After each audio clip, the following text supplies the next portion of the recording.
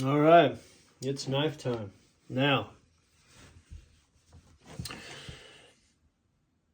my whole life, I've been finding and collecting and buying and swooping up knives. It's always been like my favorite thing, more so than any other thing, more than motorcycles, even though I have more motorcycles I can shake a stick at and all that stuff. But my favorite thing my whole life has always been knives.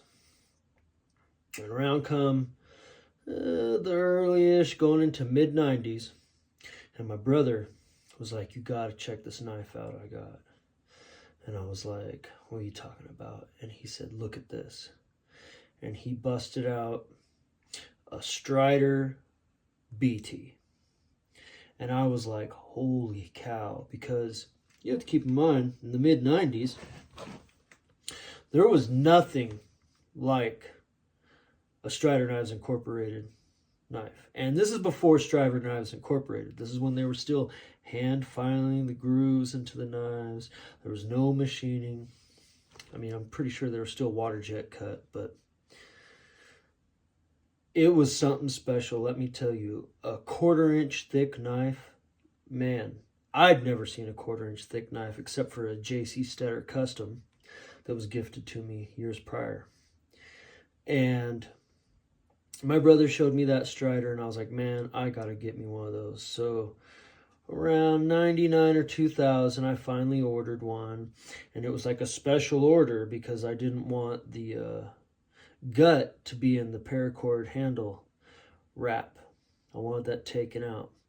And so my first original Strider I ever got was a Strider SA, and with the green paracord wrap with no gut. And boy, I love that knife. I had so many adventures with that thing, and somebody along the line decided to liberate that for their own cause, so whatever. I no longer possess it.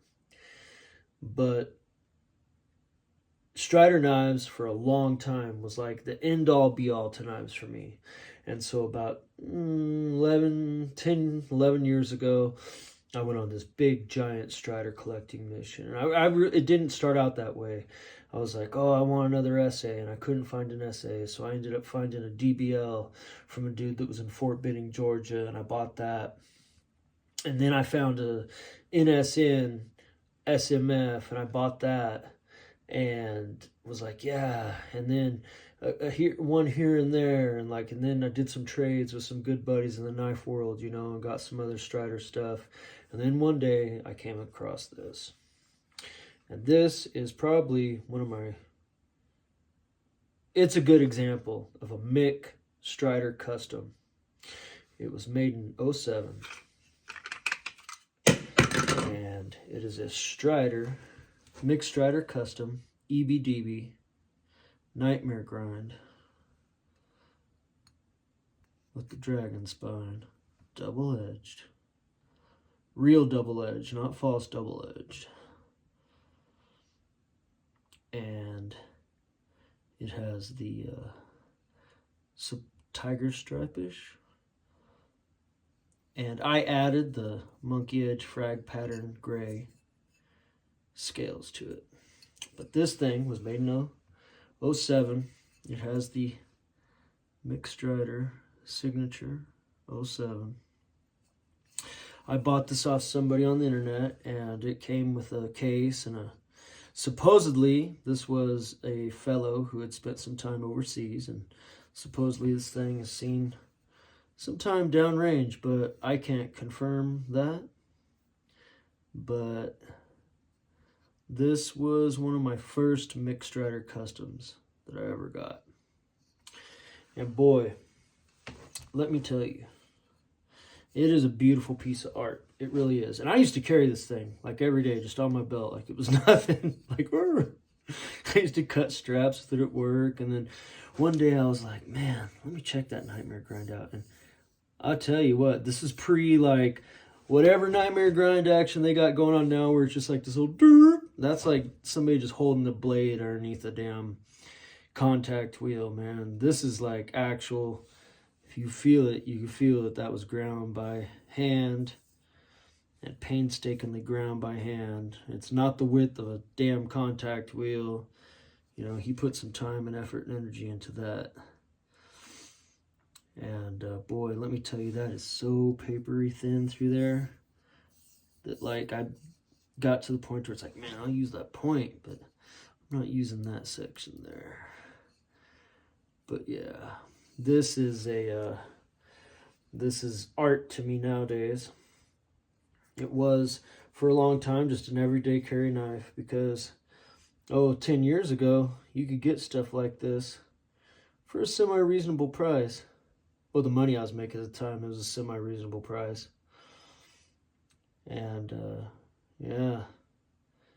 Dagger grind, dragon spine, nightmare grind, EBDB, made by Mick. And boy, this is something you can really appreciate. You hold it in your hand, you're like, man, that's pretty cool. You know, and my taste in everyday use knives and stuff have changed since the time I got this. But I cannot deny the art form of this. Mick really did a gorgeous job on this blade. It's a beautiful piece of work. And I'm proud to own it. I still have the original scales. They're sitting in my safe or something somewhere. But I like these gray scales. Look so good on it with the gray and the black. It's more of a cloudy pattern on it, I'd say, than a tiger stripe. I really like that. And like I said, man, that nightmare grind,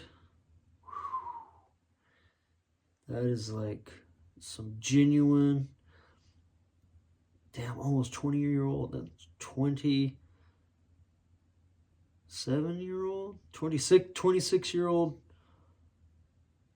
Oh, hell no, it ain't that old. This is 07. So this is a, like, 16-year-old nightmare grind there. But, yeah. More than that, I don't know. I'm off on the dates, but I don't care. Make fun of me. I'm brain damaged. But, yeah.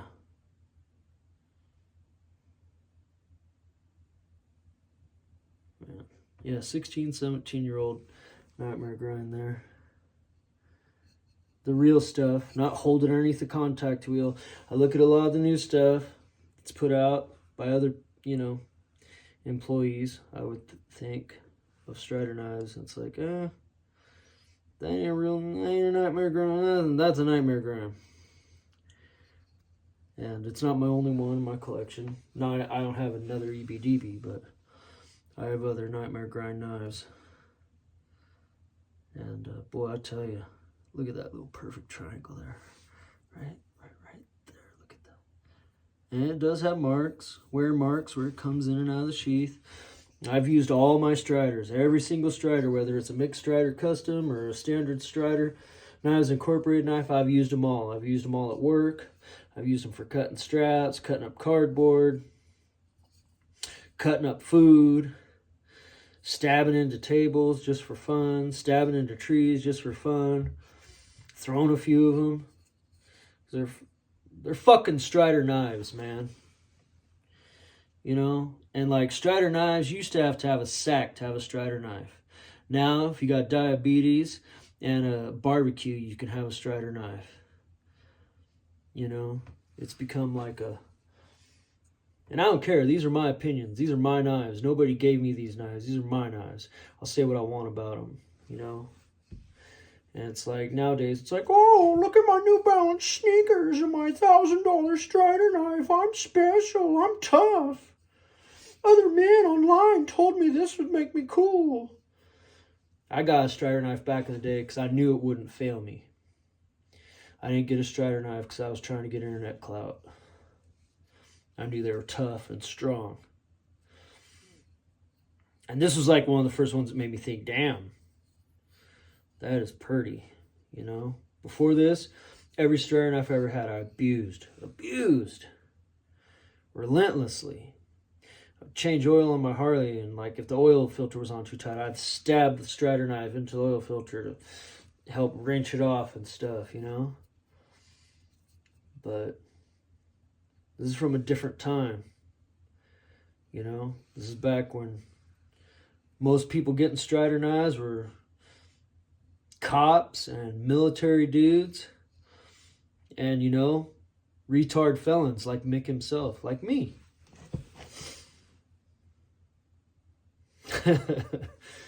And now it's just, oh, I got a strider knife and I'm cool. I'm a fancy boy. And you're all silly. Straight up. I don't care. You're silly to me. And I make fun of you. But there's some of those OGs out there that know what's up. You know who you are. You know who you are. The old school fellers. They're still around. Yeah. But that's it, man. That's a Mick Strider Custom. Made in 2007 EBDB with a set of monkey edge frag pattern grips I added.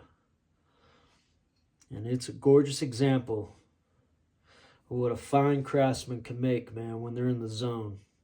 I believe right before those 2010 hits that Mick was really in the zone, man. He was really cracking out some very awesome things. And I have stuff that was made by him later than that that's super awesome. But man, he was feeling it here. You can tell when you hold it. It's very wieldy. It's a good piece. And it's one of my favorites. Yeah. So I'm gonna go enjoy this beautiful full moon and stare at it for a little bit in my Halloween Hawaiian shirt in this beautiful month of October. And I hope you all have a wonderful evening, and hope you enjoy getting to look at this thing, because it's pretty freaking cool. Have a wonderful day.